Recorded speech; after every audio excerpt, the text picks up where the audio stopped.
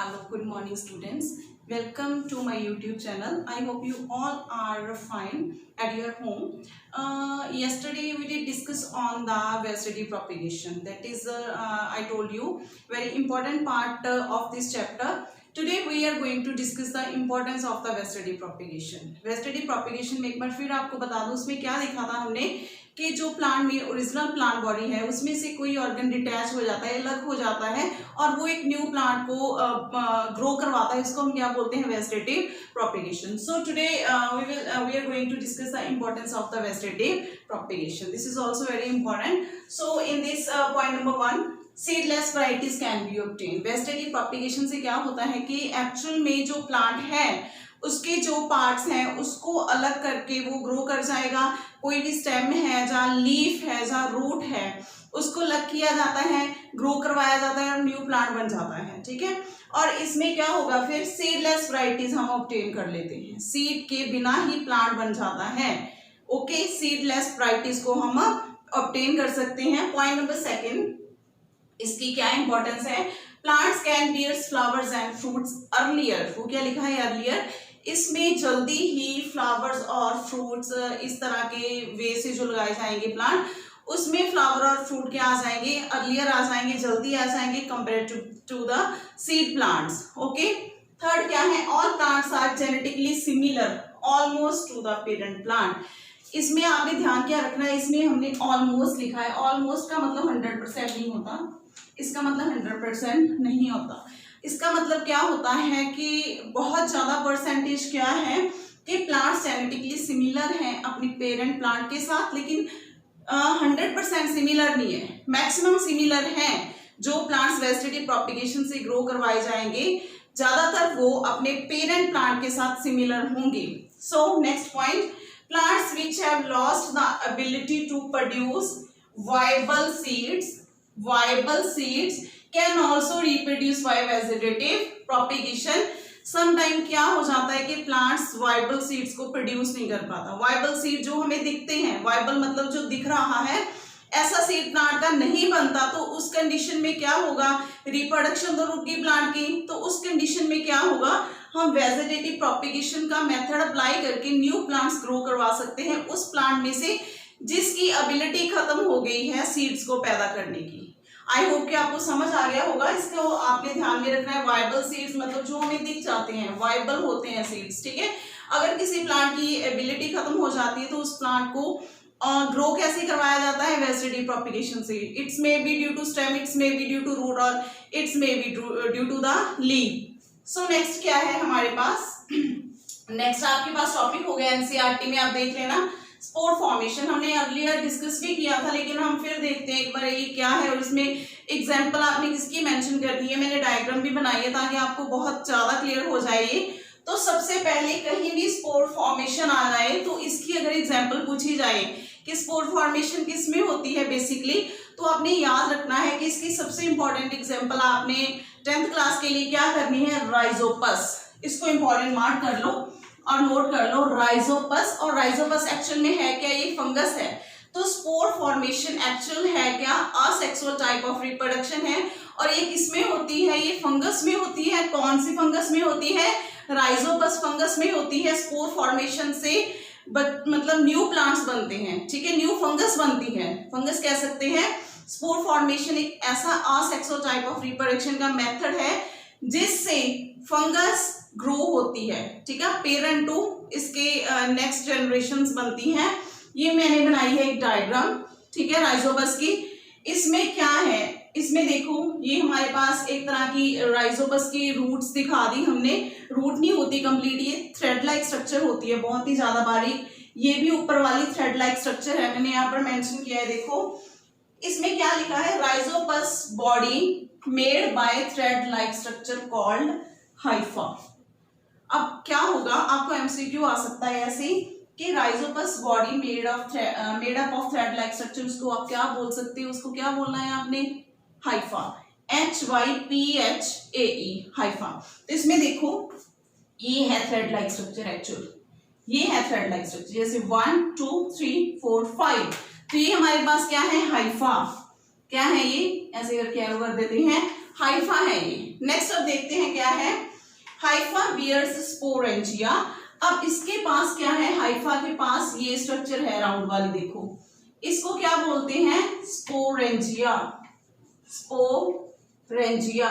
और आपने ध्यान रखना है कि स्पोरेंजिया के इनसाइड क्या होती हैं, स्पोर्स। स्पोरेंजिया के इनसाइड स्पोर्स हैं, यानी कि स्पोरेंजिया स्पोर्स का एक होम है। ओके, राउंड करके स्पोरेंजिया है। ओके, यहाँ पर मैं बता देती हूँ एक बार, ये हमारे पास स्पोरेंजिया है, ये हमारे पास हाइफा है, ठीक है, और यहाँ पर रूट्स आ जाएंगी, ये क्या है, स्पोरेंजिया, और स्पोरेंजिया की इनसाइड क्या होंगी, स्पोर्स। सिंपल सी बात है और कुछ नहीं है।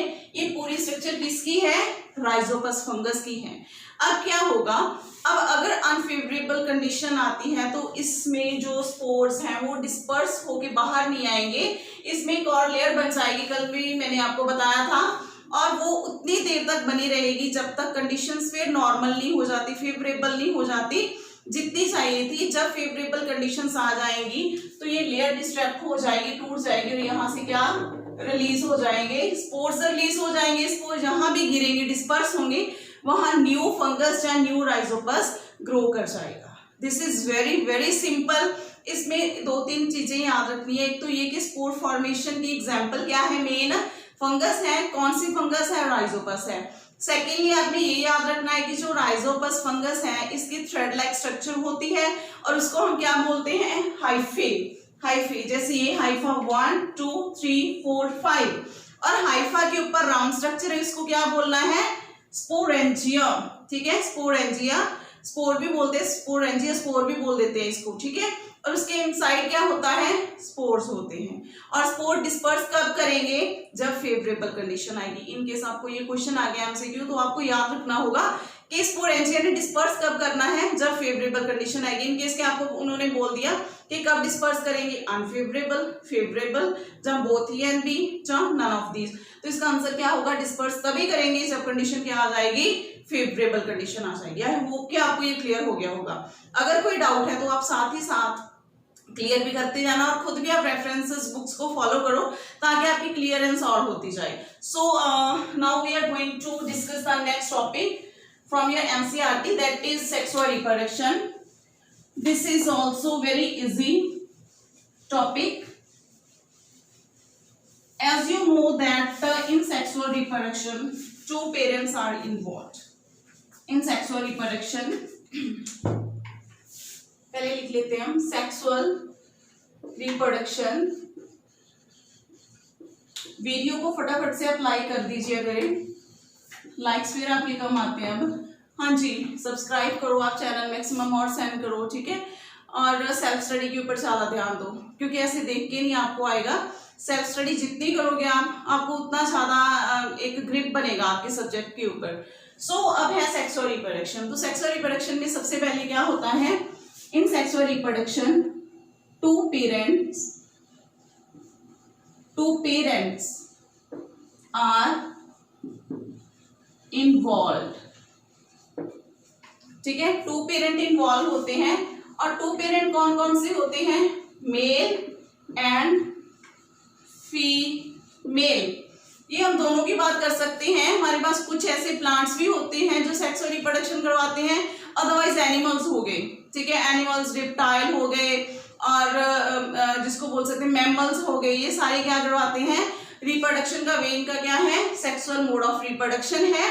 और प्लांट्स में भी ऐसा होता है कि सेक्सुअल मोड ऑफ रिप्रोडक्शन वाले प्लांट्स भी होते हैं, वो भी हम डिस्कस करेंगे। लेकिन सबसे पहले हम कॉमन ये देख लेते हैं कि जो सेक्सुअल रिप्रोडक्शन करवाते हैं उसमें क्या करैक्टर होते हैं कि वो इस टाइप ऑफ रिप्रोडक्शन में इन्वॉल्व हो जाते हैं। तो सबसे पहले उनका क्या है कि इसके लिए टू पेरेंट इन्वॉल्व होंगे, नंबर 1 मेल, नंबर 2 फीमेल, या नंबर 1 फीमेल नंबर 2 मेल, कुछ भी हम बोल सकते हैं। और इसमें फर्दर क्या होगा, इसमें फर्दर क्या होगा, मेल का भी गैमीट होगा, गैमीट, फीमेल का भी क्या होगा, गैमीट। मैं बहुत ही इजी वे से आपको समझा रही हूँ ताकि इसी लेक्चर के दौरान आपकी जो भी मैंने इसमें से क्लियरेंस करवानी है, अगर टॉपिक इतना, अगर इतना भी मैंने आज करवाना है तो इतना आपका 100% क्लियर हो जाए, ठीक है। इसलिए मैं बहुत ही मतलब डीपली आपको समझा रही हूँ क्या उलझन में ना आ जाओ कि गैमीट्स क्या होते हैं या गोनाड्स क्या होते हैं, जो मैं आपको बताऊंगी अभी। आप क्लियर से ऐसे करके लिख लेना अपने नोट्स पर, जो बना रहे हो आप नोटबुक्स पर, ताकि आपको फिर भी क्लियर रहे जब भी आप इसको अगेन स्टडी करो। तो मेल और फीमेल के पास अपने अपने क्या होते हैं, गैमीट। गैमीट वो सेल होते हैं जो रिप्रोडक्शन करवाने में हेल्प करते हैं। जैसे कि अगर मेल की बात करें, हम एनिमल्स की पहले बात कर लेते हैं। मेल, एनिमल्स मतलब हम भी एनिमल हैं, ह्यूमन बीइंग, ठीक है, एनिमल है। सो मेल का जो गैमीट है इसको क्या बोला जाता है, स्पर्म सेल है एक्चुअल में, ठीक है। और फीमेल के गैमीट को ओवा, ओवम बोल देंगे, ओवम भी कह देते हैं, ओवम और ओवा, ठीक है, ओवा, ओके। और इसमें क्या है, स्पर्म सेल जिसमें पैदा होते हैं। स्पर्म सेल भी किसी स्ट्रक्चर में पैदा होते होंगे, किसी ऑर्गन में पैदा होते होंगे, तो स्ट्रक्चर को हम क्या बोल देते हैं, गोनाड। इसका भी सेम क्या है, गोनाड। तो अब ये बात है कि मेल का गोनाड क्या है, टेस्टिस, फीमेल का गोनाड क्या है, ओवरी, ठीक है। गोनाड्स क्या है, जब हम मेल और फीमेल के रिप्रोडक्टिव पार्ट्स की स्टडी करेंगे तब आपको मैं स्ट्रक्चर दिखाऊंगी कि टेस्टिस क्या है और ओवरी क्या है। फिलहाल के लिए आपने ये याद रखना है कि ये वो ऑर्गन है, गोनाड मतलब ऑर्गन, वो ऑर्गन जो गैमीट्स को पैदा करते हैं। इसको पैदा करते हैं, गैमीट्स को, ठीक है, इसको गोनाड बोलते हैं। फीमेल का गैमीट क्या है, हमारे पास ओवम, और ओवम को पैदा किसमें पैदा होता है, ओवम, उसका आंसर क्या है हमारे पास, ओवरी में पैदा होता है। तो ओवरी क्या है फीमेल का, गोनाड, ठीक है। Same here with sperm, sperm cells किसमें प्रोड्यूस होते हैं, छोटा सा ऑर्गन है उसको क्या बोल देते हैं, टेस्टिस। और ये अगर पूछा जाए कि मेल का गोनाड क्या है तो इसका आंसर क्या आ जाएगा, टेस्टिस है। आई होप कि आपको ये क्लियर हो गया होगा, ठीक है। उसके बाद क्या है, उसके बाद ये है आपको आई थिंक पता होगा कि जो सेक्सुअल रिप्रोडक्शन वाले, जहां हम ह्यूमन बीइंग की बात करें तो इसके अंदर कितने क्रोमोसोम हैं, ह्यूमन बीइंग के अंदर, इन ह्यूमन बीइंग जो नंबर ऑफ क्रोमोसोम है, नंबर ऑफ क्रोमोसोम होते हैं 46 और 23 पेयर, 23 इंटू 2 बन गए 46। अगर आपने 23 लिखना है तो याद रखना है साथ में आपने पेयर भी जरूर मेंशन करना है, अदरवाइज ये गलत हो जाएगा, रॉन्ग हो जाएगा आपका। तो इसमें क्या है, देखो क्रोमोसोम सबसे पहले क्या है, आपने डीएनए सुना है ना, डीएनए क्या होता है, deoxyribose nucleic acid, DNA deoxyribose nucleic acid. और ये जो हमारे पास डीएनए है ये पेरेंट के कैरेक्टर्स को उसके ऑफस्प्रिंग्स में यानी कि उसके बच्चों में लेकर जाता है, जो डीएनए है, ठीक है, हाँ जी। तो सबसे पहले हमारी बॉडी किससे मिलके बनी है, सेल से। तो ये मान लो सेल है, सेल के अंदर क्या है, न्यूक्लियस, और हर एक न्यूक्लियस के अंदर जेनेटिक मटेरियल होता है। जेनेटिक मटेरियल वो का मतलब क्या होता है, वो मटेरियल जो पेरेंट के कैरेक्टर्स को लेकर जाता है उसके बच्चों में, ऑफस्प्रिंग में, क्या बोल देते हैं बच्चों को, ऑफस्प्रिंग्स में। और ये है वो लिक्विड, और जेनेटिक मटेरियल को क्या बोला जाता है, डीएनए। जहां अगर किसी में डीएनए नहीं है तो उसमें क्या होगा, आरएनए होगा। और इसके एंड में मैंने फुल फॉर्म में लिखा ये एसिड है। एसिड मींस कि अगर क्वेश्चन आ जाए किसकी फॉर्म में है, सॉलिड लिक्विड गैस, तो हमारे पास जेनेटिक मटेरियल लिक्विड फॉर्म में होता है, because this is a acid, ये हमारे पास एसिड होता है। तो देखो आई होप कि आपको क्लियर हो गया होगा। मैं इतना डीपली क्यों बता रही हूँ कि एक्चुअल में ये ना रहे कि आपके लिए डीएनए का ऐसा इशू बन जाए कि डीएनए कोई है बॉडी में लेकिन आपको ये ना पता हो कि डीएनए एक्चुअल में प्रेजेंट क्या कहाँ पर है। जैसे मैंने आपको अभी बताया है कि हाँ स्पर्म सेल होते हैं, ओवम होते हैं, वो स्पर्म सेल वो ओवम बी सेल्स से मिलके बने हैं और उसके अंदर सेल्स के अंदर क्या फिल होगा, डीएनए फिल होगा, ठीक है। और सेकेंडली हम किसकी बात कर रहे हैं ये आप देख लेना, नोट कर लेना पॉज करके। अब क्या होगा, अब मान लो कि स्पर्म सेल है और ओवम है, ठीक है। ह्यूमन बीइंग में दोनों में क्या होगा, 46 क्रोमोसोम है। 23 पेयर लिख लेते हैं, 23 पेयर इसमें है, 23 पेयर इसमें है। और क्रोमोसोम क्या है, क्रोमोसोम डीएनए में होते हैं, वो कैरेक्टर्स पास करते हैं, ठीक है। क्रोमोसोम्स क्या है, डीएनए में ही है, और डीएनए कह सकते हैं क्रोमोसोम से मिलके बना है, ये आपने याद रखना है। वो कैरेक्टर पास करते हैं। तो स्पर्म के पास भी क्या है, 23 पेयर है, और ओवम के पास भी क्या है, 23 पेयर है। अब एक्चुअल में क्या होता है, एक्चुअल में 22 पेयर जो है वो मेल और फीमेल के 100% सेम होते हैं। 22 पेयर ऑलमोस्ट क्या होते हैं, सेम। और इन क्रोमोसोम्स को क्या बोलते हैं, जो सेम होते हैं, ऑटोसोम। क्या बोलेंगे इसको भी, ऑटोसोम। और सिर्फ 1 पेयर का डिफरेंस रहने की वजह से मेल मेल बन जाते हैं और फीमेल फीमेल बन जाती हैं। वो लास्ट पेयर कौन सा है, मेल्स में क्या आ जाएगा, यहाँ पर मैं मेल भी लिख देती हूँ ताकि आपको और भी क्लियर हो जाए ये किसकी बात हो रही है, फीमेल की।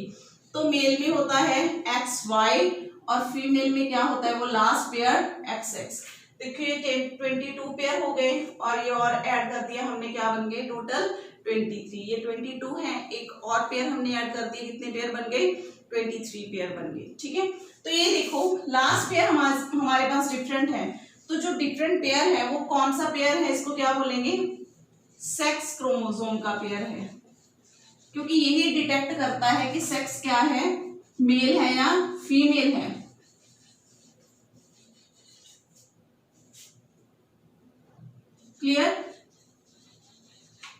क्लियर हो गया, आई होप आपको ये सारा। तो आपने यही ध्यान रखना है कि टोटल 23 पेयर है, 22 बिल्कुल सेम है, और इसका नेम पूछ लिया जाता है कि जो क्रोमोसोम मेल और फीमेल में सेम है उसका नेम क्या है, ऑटोसोम। और जो डिफरेंट पेयर है, एक पेयर ही डिफरेंट है, उसको क्या बोलते हैं, सेक्स क्रोमोसोम बोलते हैं। अब देखो, अब ये तो सेम है, इसको तो कर दो ऐसे करके इरेज, ठीक है, इसको भी कर दो। अब डिफरेंट क्या है हमारे पास, XX एंड XY। एक बार फिर से लिख लेते हैं, क्या डिफरेंट है, XY X X, ठीक है। तो अब क्या होगा, ये ऐसे करके मैं लिख लेती हूँ, देखो XY। मैं पहले ना आपको ऐसे वे से समझा देती हूँ एक बार।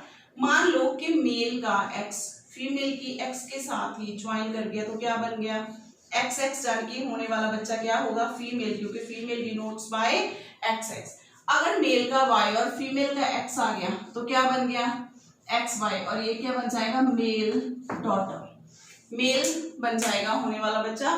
तो आपको क्वेश्चन ये आ सकता है कि होने वाला बच्चा लड़का होगा या लड़की होगी, या मेल होगा या फीमेल होगी, ये किसके ऊपर डिपेंड करता है, 100% ये फादर के ऊपर डिपेंड करता है। वो क्यों, वो देख लो आप, क्योंकि फादर के पास ही Y क्रोमोसोम है, अगर वो पास कर गया तो बच्चा होने वाला मेल हो जाएगा, अगर उसका X पास कर गया तो होने वाला बच्चा फीमेल हो जाएगा। लेकिन फीमेल के पास तो है ही X, पता ही है, X ही पास करनी है, इसीलिए रिस्पॉन्सिबल कौन है होने वाले बच्चे के लिए, रिस्पॉन्सिबल उसका फादर है, क्योंकि अगर फादर का X पास कर गया तो फीमेल होगी, Y पास कर गया तो क्या होगा, मेल होगा। ये क्वेश्चन यूजुअली पूछा जाता है, this is also very important question.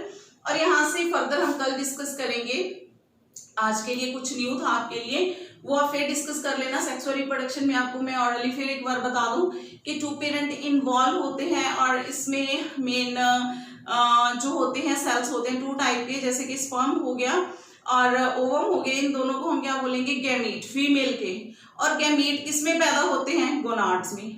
और गोनाड क्या है, मेल का टेस्टिस, और फीमेल का गोनाड क्या है, ओवम है, ओके। और उसके बाद हमारे पास 23 पेयर होते हैं क्रोमोसोम्स के, किसके अंदर होते हैं, डीएनए के अंदर। डीएनए के कहाँ होता है, सेल के न्यूक्लियस के अंदर, ठीक है।